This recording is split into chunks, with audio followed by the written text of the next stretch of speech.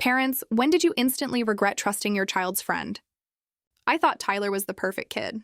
He'd been coming over to our house for almost 2 years. Always polite, always said please and thank you. Even helped clear dishes without being asked. My wife Emily and I used to joke that we wished our own son Ethan had half of Tyler's manners. So when Ethan begged us to let Tyler stay the whole weekend while his parents went out of town, we didn't even think twice about it. Friday night was normal. Pizza, video games, the boys staying up way too late laughing at stupid YouTube videos. Saturday morning, I made my famous chocolate chip pancakes, and Tyler actually complimented my cooking, which never happens with kids. They spent the morning in our backyard throwing a football around, just being normal 11-year-olds. Around noon, I went to grab my wallet from the kitchen counter where I always leave it. It wasn't there. I checked my pockets, looked around the dining table, even went upstairs, thinking maybe I'd left it by my bed. Nothing.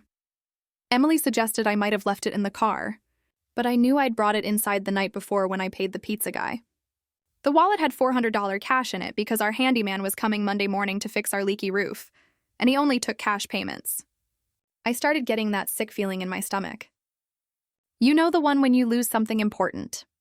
I called the boys in from outside and asked if they'd seen my brown leather wallet anywhere.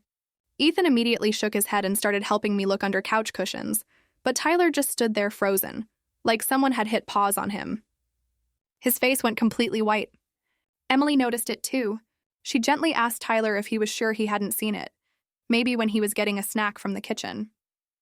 His voice cracked when he said no, and he kept looking down at his feet instead of making eye contact like he usually did. Something felt really wrong. These boys had been best friends since 3rd grade, and Tyler practically lived at our house. He knew where we kept everything, from the good snacks to the TV remote. He was comfortable here, maybe too comfortable. I decided to check our security camera that faces the backyard. We'd installed it last year after someone kept stealing packages from our front porch. The camera also catches part of our sliding door and kitchen window. I pulled up the footage on my phone and scrolled back to around 11 that morning. There were the boys playing catch just like I remembered. But then I saw Tyler walk inside alone while Ethan stayed outside practicing throws against our fence. The timestamp showed Tyler was inside for almost 10 minutes, way longer than it takes to use the bathroom or grab a drink. And here's the thing that made my blood run cold. I watched him walk straight to my home office, which is right off the kitchen. That's where I sometimes leave my wallet when I'm paying bills. The boys weren't allowed in my office ever. It's got important documents, my computer, personal stuff. Ethan knows that rule, and so did Tyler. I didn't want to accuse a kid without being absolutely sure, but I had to know. I walked back to the living room where the boys were now playing Nintendo Switch.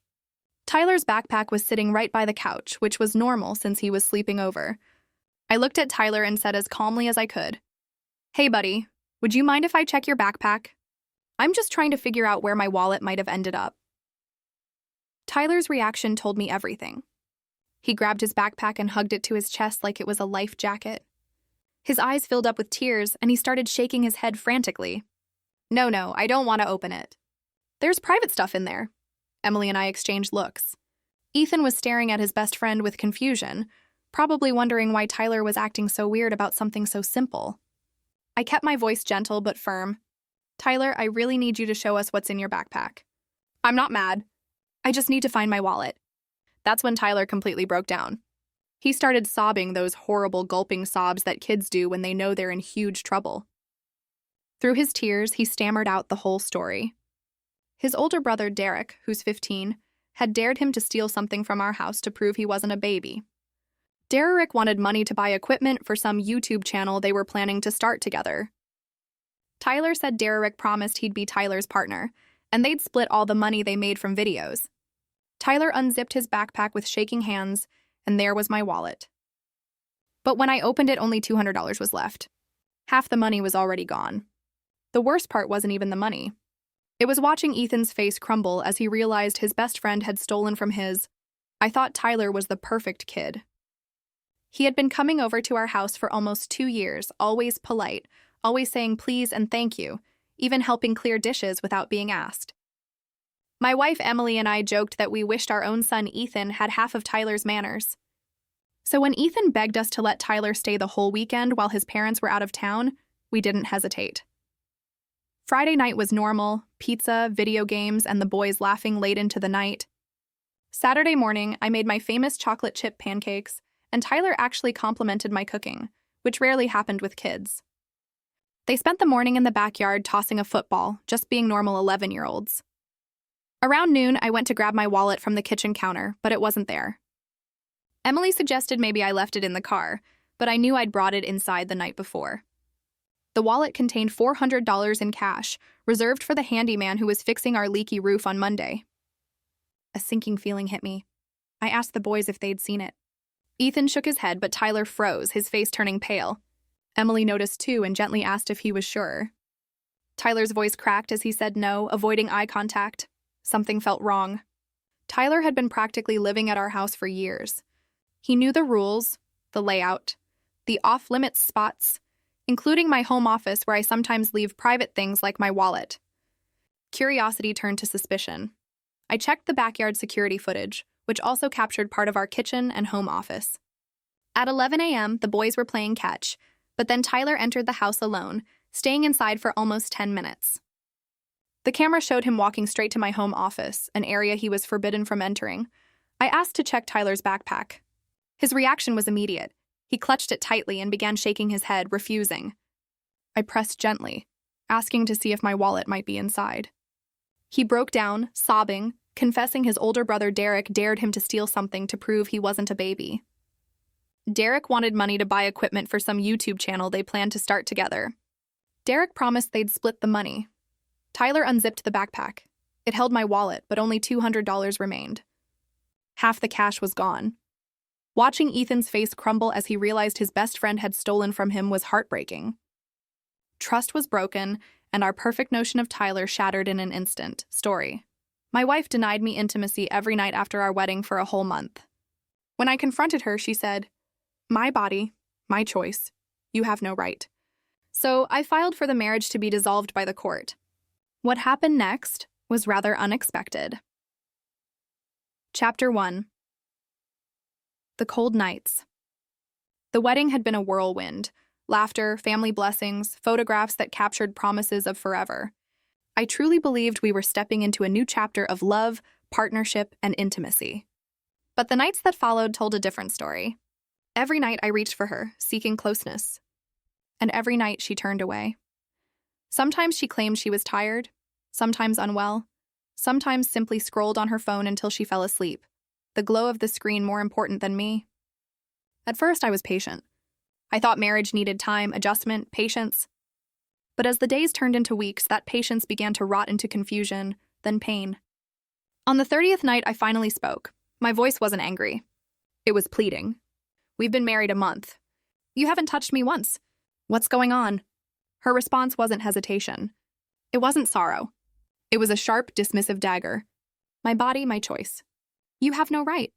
The coldness in her eyes made something inside me shatter. That night, as she drifted off without a care, I sat awake staring at the ceiling. She hadn't just denied me intimacy. She had denied me respect, love, and partnership.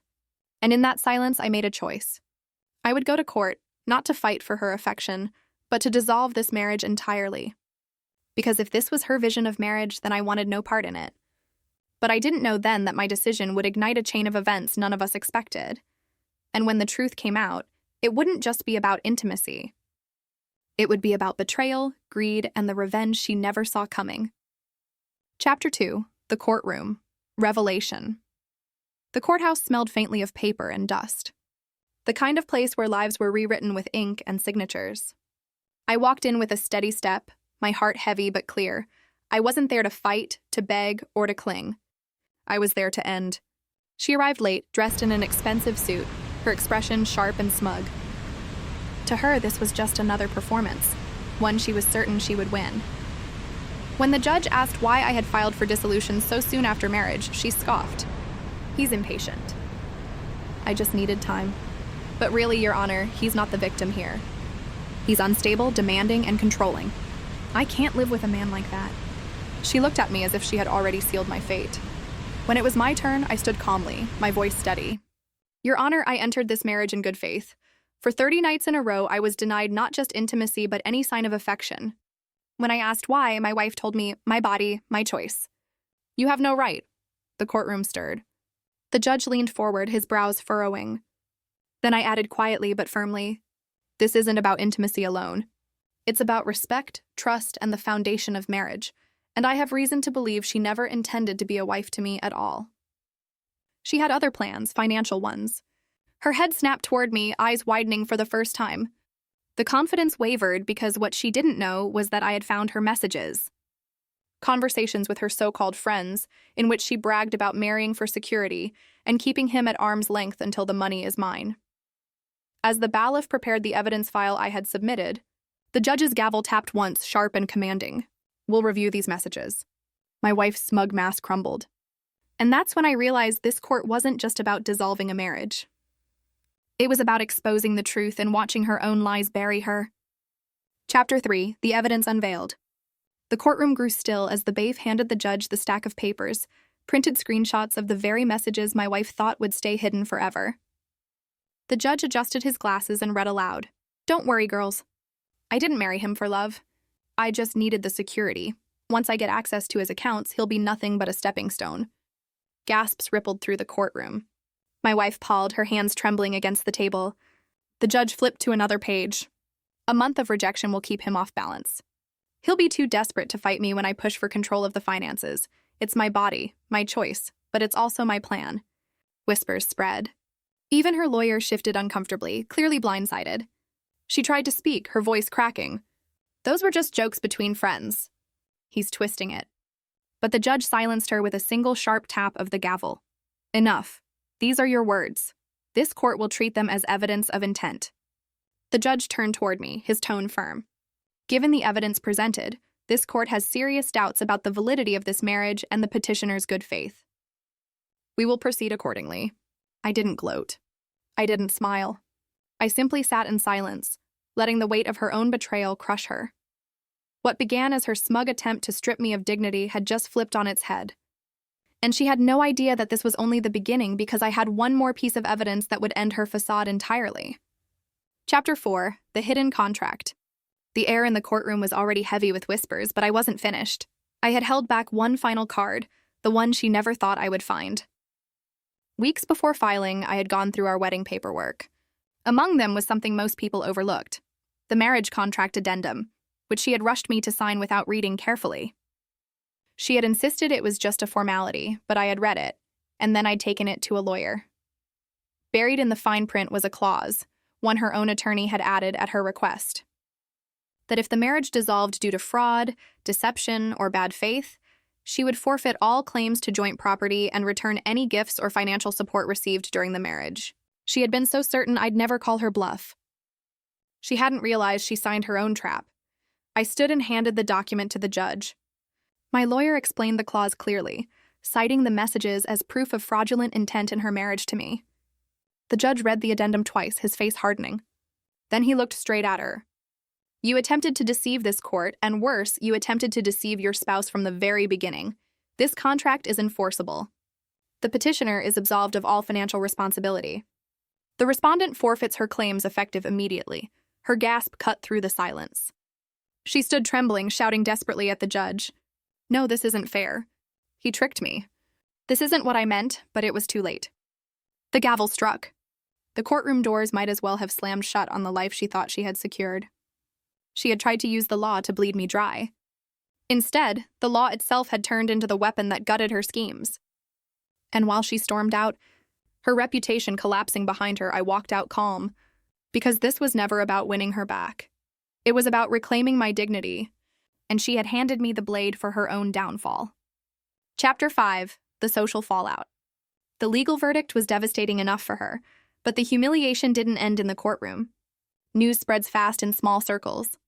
Her friends, the same ones she used to boast to in group chats, got hold of the court documents, the screenshots of her bragging. "I just married him" for security were passed around like wildfire. The women who once envied her perfect marriage now mocked her behind her back. Some cut her off entirely, not wanting to be associated with a woman exposed for scheming her own husband out of money. Her parents, once proud to parade her as the daughter who had married well, were livid. They had vouched for her character, defended her choices, and now they were the subject of whispers themselves. At a family dinner I didn't attend, her uncle reportedly slammed his fist on the table and asked, Do you realize what shame you've brought to this family? From that day on, even her relatives began keeping her at arm's length. She worked at a mid-sized firm, one where reputation mattered as much as performance. Once the truth leaked, colleagues whispered in corridors and her manager called her in. While they couldn't fire her for her marriage scandal, promotions and opportunities suddenly weren't available. Clients didn't want her name attached to their accounts. The glamorous life she imagined, built on my hard work and her manipulation, was gone. And the cruelest irony, she had rejected me night after night, claiming it was her body, her choice. But in the end, the real choice had never been hers. The law, her family, her friends, even her career. They all made the choice to cut her off. She was alone, stripped of the very security she had schemed so hard to secure. Chapter 6. The final poetic justice months had passed since the court dissolved our marriage, but her shadow lingered in whispers and headlines. Still, I hadn't delivered the final stroke. The one that would echo back to the very first night of rejection and seal her fate completely. One evening at a restaurant I often visited for business dinners, I saw her. She was sitting alone at a corner table, hair unkempt, her phone silent beside her. The once confident woman who had mocked me now looked like a shell of herself. When our eyes met, she stood quickly, rushing over. "Please, can we talk?" Just for a minute, her voice was softer, broken. "I've lost everything. My family won't look at me. My friends cut me off. At work, they pass me over like I don't exist. I thought I was being strong, independent. But I see now. I destroyed us." Tears rolled down her cheeks, but they didn't move me. Not anymore. I placed my napkin on the table, looked her in the eye, and said calmly, "You told me my body, my choice. You have no right, and you were correct. You made your choice, and now you're living with it." Her lips quivered. She reached out as if to grab my hand, but I stood and stepped away. As I walked out of the restaurant, I felt no anger, only clarity. She had wanted a marriage of convenience, a life of manipulation and control. But she underestimated the one truth she couldn't escape. Real power lies in integrity, not deceit. And in the end, she hadn't just lost me. She had lost her family, her friends, her reputation, and the life she thought she was entitled to. I had filed for dissolution to escape her trap. But what I gained was freedom, dignity, and a future untainted by her greed. Poetic justice. She denied me love, respect, and intimacy. In return, life denied her the security, reputation, and comfort she thought she had guaranteed. Was this revenge perfectly justified? Tell us what you think about this story in the comments below. Like the story if you think this story is justified.